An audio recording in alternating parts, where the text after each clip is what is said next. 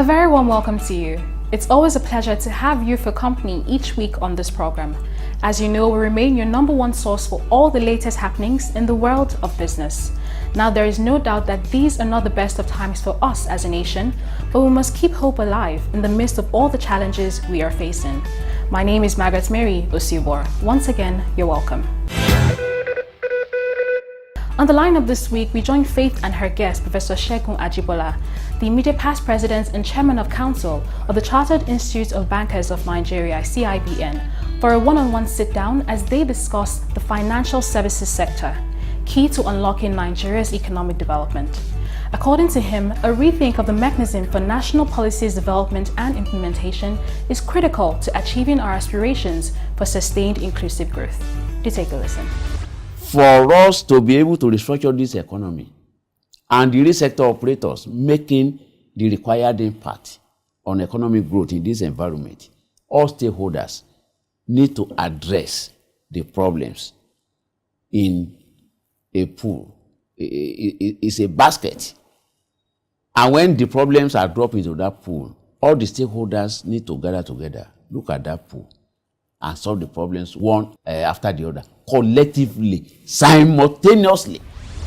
On this edition also, we'll bring you highlights of ETINARD Consulting Women Ignite the Power seminar that took place recently at the Zone Tech Park, Bagada. The theme was Standing Out Tall. The guest speaker was Mrs. Toyin Sani, the Group Managing Director, UBA Capital, while the chairperson was Mrs. Fumi Babintin Ashaye, the President, Chartered Insurance Institute of Nigeria, CIIN. Speaking during her presentation, Owen Omogiafo, the Chief Operating Officer of the Tony Elumelu Foundation, said that a woman must know and be able to speak about her business at any time. Do take a listen. A woman must be very comfortable with figures. So your business plans, okay, testing your idea, having people who understand what you do. Please know your financials and know how you're structuring your funding together. And you must always be able to discuss your business. If we wake you up from sleep, don't say, I'm not ready. Why won't you be ready? Be always ready to discuss it. Plus, of course, all the other extras we bring you each week on this program. So sit back, relax, and enjoy the lineup. Details in just a moment. Please stay with us. Listen up as Faith Owode brings you our Pidgin English program, Waiting Insurance They Do Serve, with different guests every week, airing live on Niger FM 102.7 at 9:45 a.m. every Wednesday.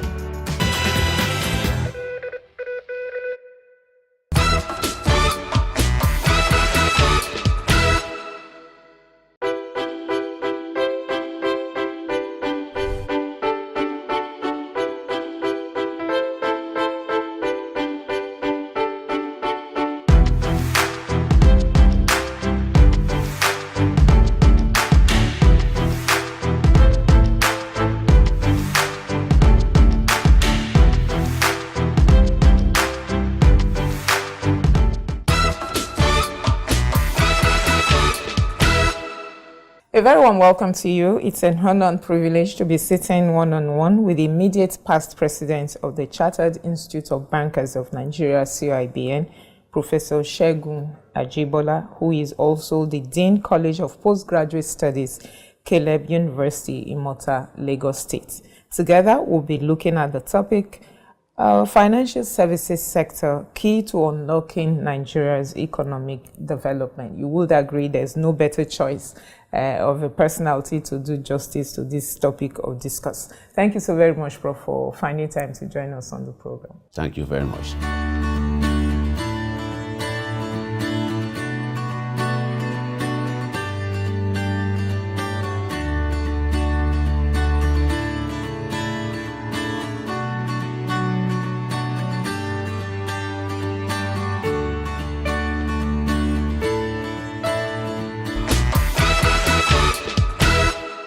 Prof, let me start by asking, the World Bank at the beginning of this year had projected a growth rate of about 1.9%, driven by higher global oil prices and outputs, FX market stability, and fiscal stimulus. We are officially in the second quarter of 2018. What do you see as regards the growth projections for the economy this year? The growth projection may be realized depending on what happens in the global oil market. Unfortunately, our economy is still heavily dependent on the happenings in that very strategic market. We've seen ups and downs within the last 6 months, prices hitting $70 mark, down to 50-something, has been oscillating between 40 and 70. And that is where we have our challenge as an economy. We'll be able to talk about stability in our growth trajectory if less dependence is on the global oil market, the happenings of which we have no control over. So, like I said, a lot will depend, and our coming out of recession was heavily dependent on the improvement we saw in the oil and gas market. So long that market remains unstable, then predictions will remain mere gestures. But we just hope that somehow some improvement that we have seen in the agricultural sector, in the services sector, will enable us consolidate on and rely more on other sectors of the economy and be able to predict the growth pattern of our domestic economy. World Bank projections are realizable if the stability in the international oil market remains for the rest of the year. Okay, now, Prof, let's come to the financial services sector, especially the banking industry, is at the center of the nation's economy. What is your honest assessment of the banking industry in Nigeria today? The banking industry is still a victor and a victim of what is happening to the macroeconomic setting as a whole. So it cannot operate in isolation. It cannot be assessed outside what is happening in the domestic economy. Be that as it may, I think the industry has gone a long way. We have today multifarious products that are available to the bank customers. We have today high-tech services that we can say is redefining the industry, especially financial technology, which we refer to as fintech, bringing to bear so many high-tech products.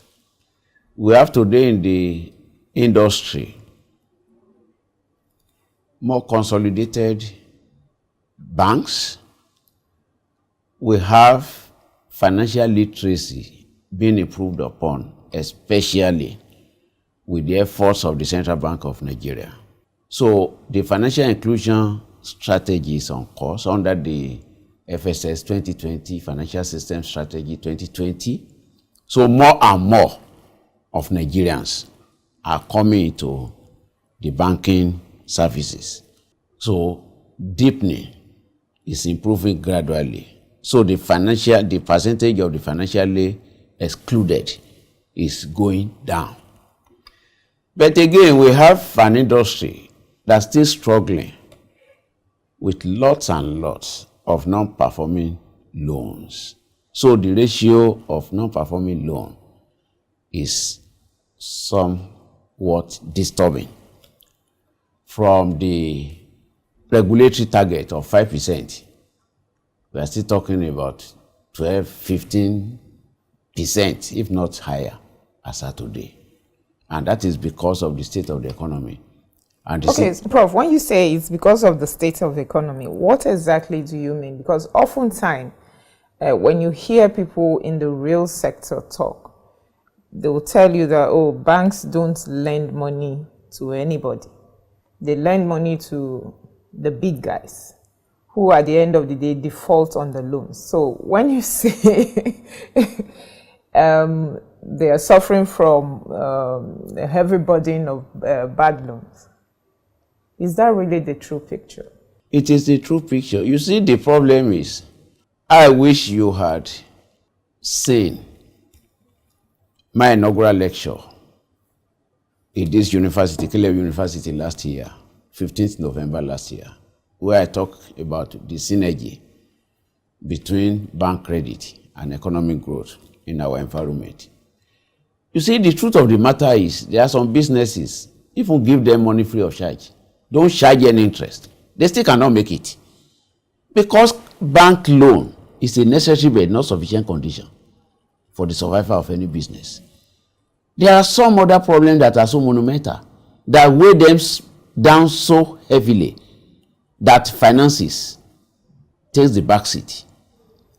Okay, but over time, what you hear is banks just don't, there's nobody that can borrow money at 20%, 25% and do profitable business in Nigeria. That's the song you hear all the time. Yeah, it's easy to say so. But we do forget that banks trade in money. It's what they buy, they sell. For example, I was asking, if treasury bills, that's the safest form of instrument anybody can think of, is going for 18%, 20%, then if a bank can put its money in treasury bills, why will the bank be prepared to lend at a rate lower than that? So it's a vicious cycle. There are problems in the macroeconomic setting such that money coming to the banks is expensive. Banks must make their own margin from that money. Then we start talking about interest rate of 25%, 30%. So there are gaps and hiccups here and there such that banks find it difficult to lend at a rate that the real sector operators will consider as favorable to them, because banks themselves don't get such cheap money. Okay, so Prof, in other climes when you find people bank interest rates at single digits, what would you say is responsible for that, and how come we cannot have that in our environment? First is such economies must have stabilized over a period of time. When you talk about stability in an economy, you mean that economy is predictable. That economy has assumed certain stable level in terms of certain indices you are looking at, interest rate, deposit rate, and co. In our own environment here, because what determines some of the level of some of these indices, they are beyond our immediate control, like exchange rate, like interest rate. So we find it difficult to achieve the kind of stability we are talking about in developed economies. In those economies, for example, deposit rate, if you have your money with any of the banks outside there, maybe you earn 2% interest rate, 3% interest rate per annum. So if that is the deposit rate, what you pay your depositors, as a bank, there will be no reason on earth why your own interest rate on your loan will exceed single digit. But when comparatively you are taking deposits as a bank at a rate of 15-20%, how much do you lend? At what rate do you lend such a money? Taking into consideration that you incur your own operational expenses and you have a margin so that you make your profit as a profit-making institution. By the net, you'll be talking about 25-30%. So that is the problem. It's fundamental. In other words, we don't have such cheap money in this environment because the sources of the money, they are so limited. We don't have access to international financial institutions who can inflow cheap money into our environment. we don't have even the other common sources of inflow into our environment, like private, what we call FDIs, foreign direct investment, portfolio investment, that is on stocks and shares and treasury bills, government bonds, and so on and so forth. So when we don't have this, and domestically, the size of our domestic economy vis-a-vis the size of our gross domestic product, the domestic economy, because we rely so heavily on petrodollar, so the size of the domestic economy is also limited. Okay. Therefore, for banks to operate, they need to look for expensive money from here and there. And that has a telling effect on lending rate in our environment. But that is just a portion of it. I need to emphasize the fact that while the real sector operators are not addressing the issue squarely, is that there are so many operational hiccups in this environment. Infrastructure, an average real sector operator pays heavily to source its electricity, power generally. Environmental conditions, double taxation, law and order, social security. All these, they are very, very expensive. So when an average real sector operator is faced with these monumental challenges, money even becomes secondary to him. The airline operators sometimes ago cried out that they were paying 37 different types of charges. How can they break even? If a bank goes to lend to such business, where will the profit come? Where will the repayment of the loan come? So these are some of the issues. That is why, for us to be able to restructure this economy and the real sector operators making the required impact on economic growth in this environment, all stakeholders need to address the problems in a pool. It's a basket. And when the problems are dropped into that pool, all the stakeholders need to gather together, look at that pool, and solve the problems one after the other, collectively, simultaneously. Okay. It's not for me to advance money to an SME operator, for example, or anybody who is in the real sector of the economy. And after he might have wasted about 50% of my loan as a bank on procuring diesel or any source of energy, then you start talking that it's because the interest rate is high. At a time we had SME scheme in this environment, where banks were expected to contribute equity into the operations of the small-scale operators. Where are they today, even with that free money? That scheme is moribund, so to say, because money didn't solve all the problems.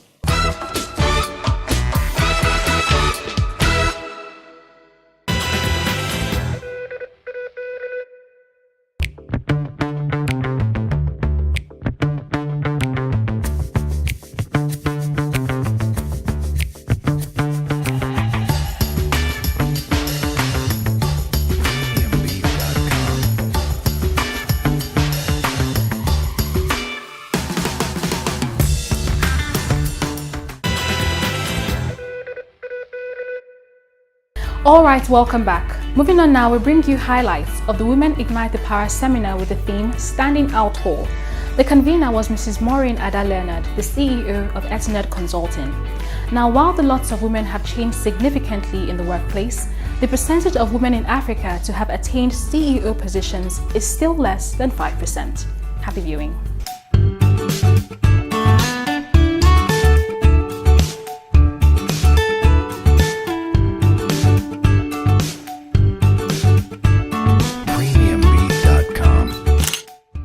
ETINARD Consulting is a consulting firm set to serve, work, motivate, and train individuals and organizations to move from their point of potential to goal actualization.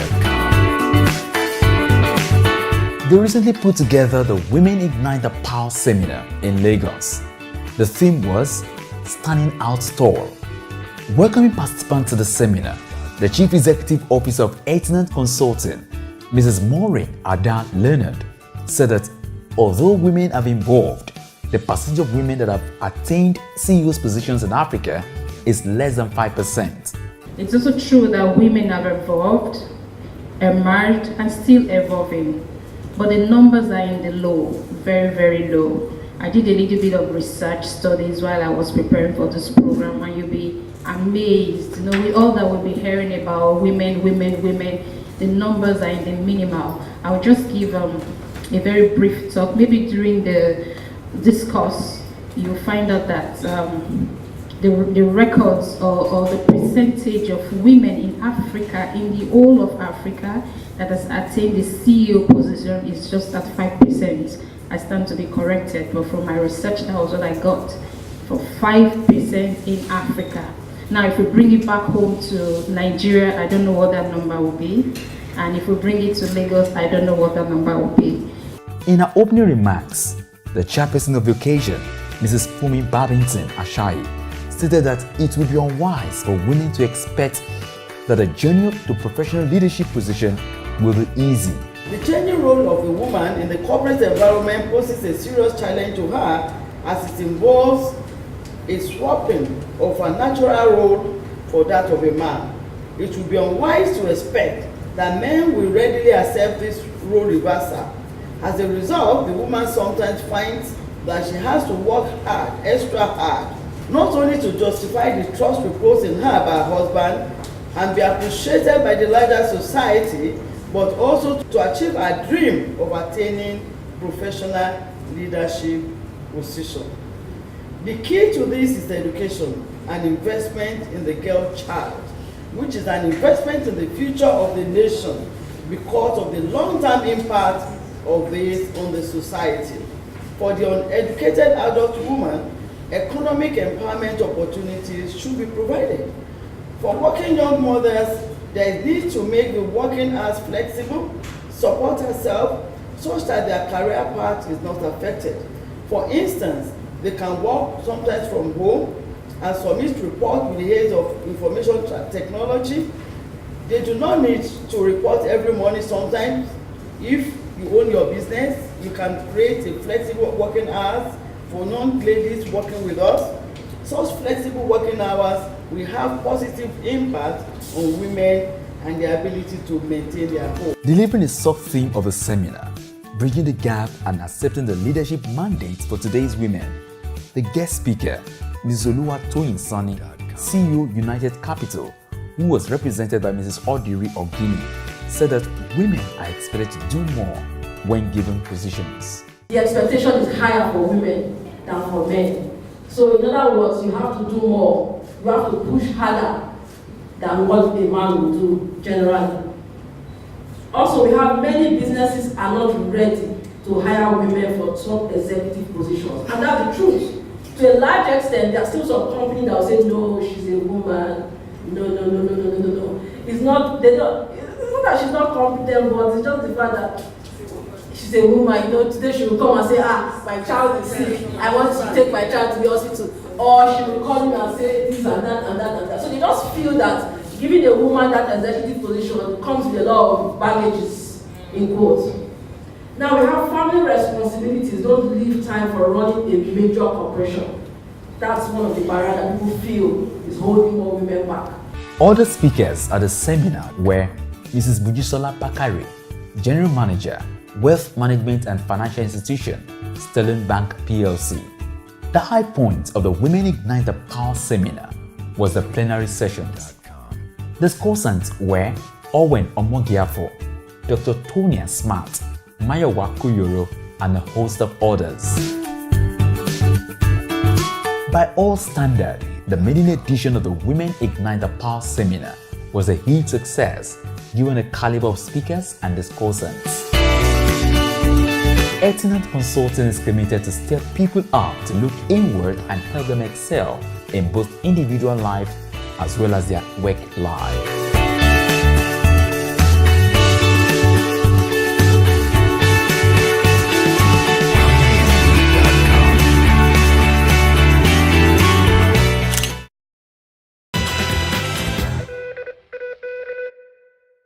that is our time on the program this week. Many thanks for being a part of it. Do keep a date with us next week, same time, same station, for a fresh package. But in the meantime, feel free as always to connect with us on all our social media platforms.